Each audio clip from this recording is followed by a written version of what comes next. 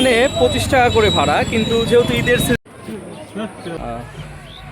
রাস্তা এত খারাপ, এই কাকি যেতে পারবেন না?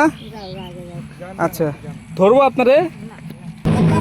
আরেকটা তথ্য দেওয়া ভালো, এখানে কিন্তু অনেক আদিবাসী পল্লী আছে। মহাদেবপুর জায়গাটা জুড়েই বিভিন্ন।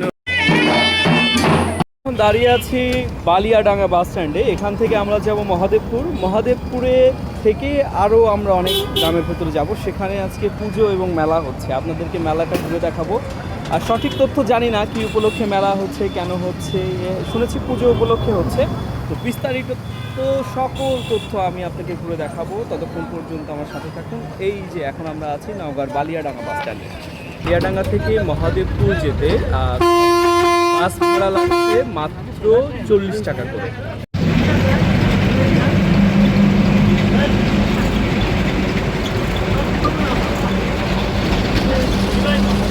মহাদেবপুর বাজারে এসে নামলাম। এখন আমরা শালগ্রামে যাব। শালগ্রামে সিএনজি অথবা ইজি বাইক বা রিক্সার মাধ্যমে আমরা যাব।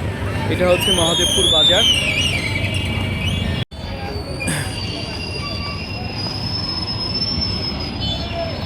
মাটির বাড়ি ঘর আছে শালগ্রামে।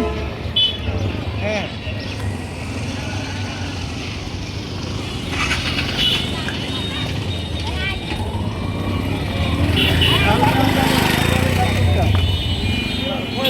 দুজন। আপনি যাবেন? কয় কিলো এখান থেকে? 6-7 কিলো। 30 টাকা করে ভাড়া না? 25 টাকা। আচ্ছা, এই ভ্যানে এখানে 25 টাকা করে ভাড়া, কিন্তু যেহেতু ঈদের সিজন এই জন্য, আর আমরা দুজন যাব এই জন্য এনে ভাড়া রাখলো হচ্ছে 30 টাকা। তো সমস্যা নেই, 5 টাকা বেশি রেখেছে। তো আমরা যে ভ্যান যোগে এখন মহাদেবপুর থেকে যাচ্ছি শালগ্রাম। যাই হোক, আপনার জয়ন্ত মাস্টারের বাড়ি রয়েছে।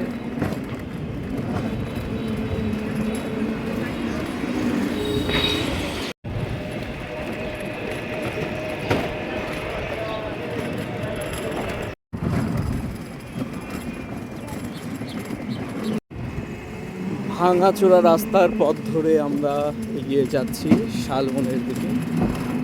আশা করছি খুব শীঘ্রই আমরা পৌঁছে যাব। মহাদেবপুর বাজার থেকে প্রায় 6-7 কিলোমিটার রাস্তা। তো ভ্যান যোগে আমরা যাতায়াত করছি। এই এলাকায় ভ্যান, মোটরসাইকেল এগুলোই চলে এবং রাস্তা প্রচণ্ড ভাঙা, কষ্ট হচ্ছে, তবুও যাওয়া। রোদ একদম চোখের উপরে। তো এই রোদ চোখেও আমরা এগিয়ে যাচ্ছি ভ্যান যোগে। এখানে একজন যাত্রী নেমে গেল, তো এই যে রাস্তাটা চলে যাচ্ছে। আরেকটা তথ্য দেওয়া ভালো, এখানে কিন্তু অনেক আদিবাসী পল্লী আছে। মহাদেবপুর জায়গাটা জুড়েই বিভিন্ন রকম আদিবাসী অর্থাৎ সাঁওতালদের বসবাস। তো আমরা চেষ্টা করব যে সাঁওতাল আদিবাসীদেরকেও দেখানোর জন্য।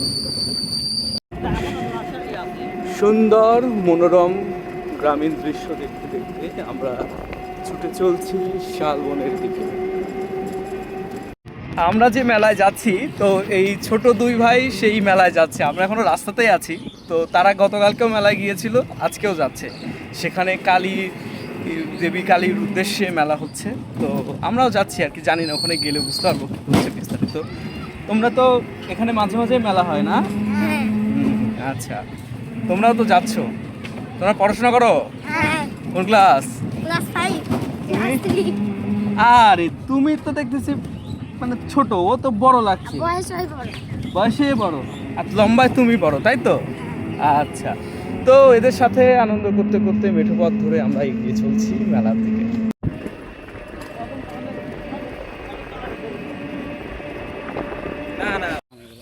আমরা এসেছি যে গ্রামটায় শালবন, সেই গ্রামে আমাদের যিনি হোস্ট আর কি, মানে শালগ্রাম, আমাদের শালগ্রামের যে হচ্ছে ছেলেটা যার দাওয়াতে আমরা এখানে এসেছি, সে হচ্ছে আমাদের এই প্রতীক এবং ওর ছোট বোন। তো আমরা যাচ্ছি এখন মেলার উদ্দেশ্যে, দেখা যাক। সবাই মাটির আল ধরে যাচ্ছে কিন্তু সেই মন্দিরের দিকে। আমরাও এগোচ্ছি এই রাস্তা দিয়ে। এই আঁকা বাঁকা আলপথ ধরে এগিয়ে যাচ্ছি। সামনে একটা কাকিমা, তিনিও কিন্তু এই আলপথ দিয়ে কষ্ট করে এগিয়ে যাচ্ছে। সাথে আমাদের ছোট্ট বুনু আছে।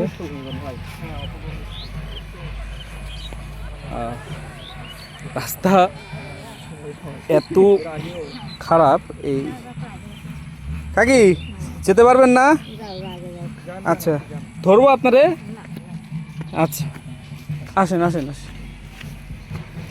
আমরা এই নিচ দিয়ে, হ্যাঁ নিচ দিয়ে এই চলে আসছি প্রায়। এটা প্রায় দুর্গমের এলাকা, দুর্গম বলা চলে, শহর থেকে অনেক দূরে। আমরা মাটির আল ধরে হাঁটছি। হ্যাঁ আরো অনেকে আছে প্রায়। আচ্ছা, 15-20 বিঘা জমি আছে, তো ওগুলা থেকে মাসে যেটা মানে বাৎসরিক যেটা আয় হয়, হ্যাঁ ওই সেটা আয় দিয়ে এখানে এই পূজা পুজোর হয়। আয়োজন হয়। আচ্ছা আচ্ছা আচ্ছা। আর ওই যে বললাম না শ্মশান করে, হুম, ওই একটা ডোম আসে আর কি। ডোম। হ্যাঁ ডোম। আচ্ছা আচ্ছা ওরা একটা মরার মাথা নিয়ে আসে, আচ্ছা। কঙ্কাল আর কি, হুম মরার কঙ্কালটা নিয়ে আসে, ওই তুলে রাখে। হুম, আসে যে মানে এই যে আচার অনুষ্ঠান করে এখানে আবার নিতে পারে। আচ্ছা আচ্ছা, এনে এই যে কালীর পূজা টুজা করে। হ্যাঁ গতকালকে না হলে সুযোগ হয়নি আমার, আচ্ছা বাসে একটু চাপ ছিল। আচ্ছা। এটা হচ্ছে যে ওই ওখানে ওখানে ওই যে হ্যাঁ। ডোমকে ভট তুলে দিয়ে হ্যাঁ, ওইটা